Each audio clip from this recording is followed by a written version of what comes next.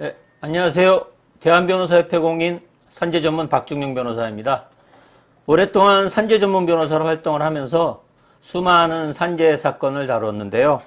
그 중에서 재해 근로자분들이나 사업주분들에게 도움이 될 만한 사례들을 선별해서 박변의 산재 이야기라는 제목으로 동영상을 제작하고 있습니다. 오늘은 그 35번째 시간으로 산재 사망사고의 발생과 회사와의 손해배상 합의라는 주제로 이야기를 해볼까 합니다. 이번 사건은 공사장에서 일용직으로 근로하던 근로자가 공사 현장에서 추락하여 사망한 사건에 대한 실제 상담 내용을 정리한 것입니다. 재해 근로자의 아드님께서 우선 전화로 간단한 상담을 하신 후 사무실에 방문해서 직접 대면 상담을 진행했습니다. 망인은 신축빌라 공사 현장에서 형틀 몫으로 근무를 하고 있었습니다. 형틀 설치 작업을 하던 중 발을 헛디뎌 바닥으로 추락하는 사고로 사망하게 되었습니다. 망인의 유족인 배우자는 산재 유족 급여를 연금으로 수령을 하고 있습니다. 그러면 회사와 산재 손해배상 합의를 하려면 어떻게 해야 할까요? 회사와 산재 손해배상 합의를 하기 위해서는 정확한 손해배상액 산정이 필요합니다. 정확한 손해배상액은 법원의 판결이 나와야 하지만 합의 과정에서는 대략적인 합의 금액을 산정해서 합의를 진행하면 됩니다.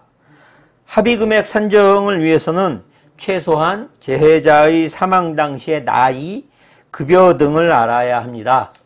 재해자의 과실 비율은 사망 당시의 사고 상황에 따라 달라질 수 있습니다.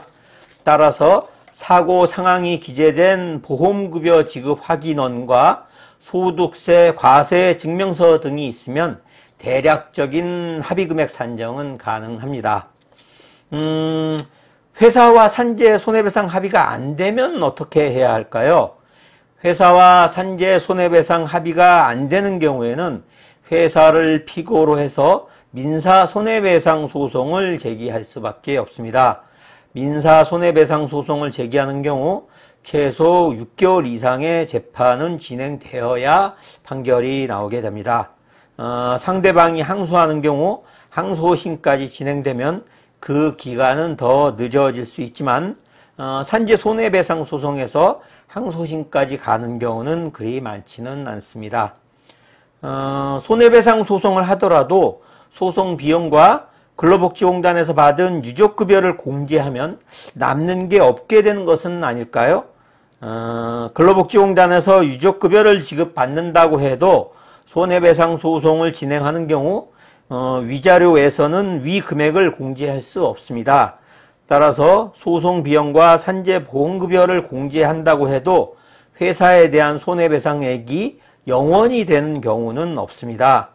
또한 유족급여는 유족연금을 지급받는 배우자의 손해배상액에서만 공제되기 때문에 유족급여를 지급받지 못한 다른 상속인들은 위자료 이외에 추가적으로 일실 손해배상액을 청구할 수도 있습니다. 지금까지 산재 사망사고의 발생과 회사와의 손해배상 합의라는 주제로 이야기를 해보았습니다. 산재 사망사고 발생 시 손해배상 절차 등과 관련해서 추가적으로 궁금하신 점 있으시면 상담 전화로 전화 주시기 바랍니다. 더 자세하게 상담해 드리도록 하겠습니다. 오늘은 여기까지입니다. 감사합니다.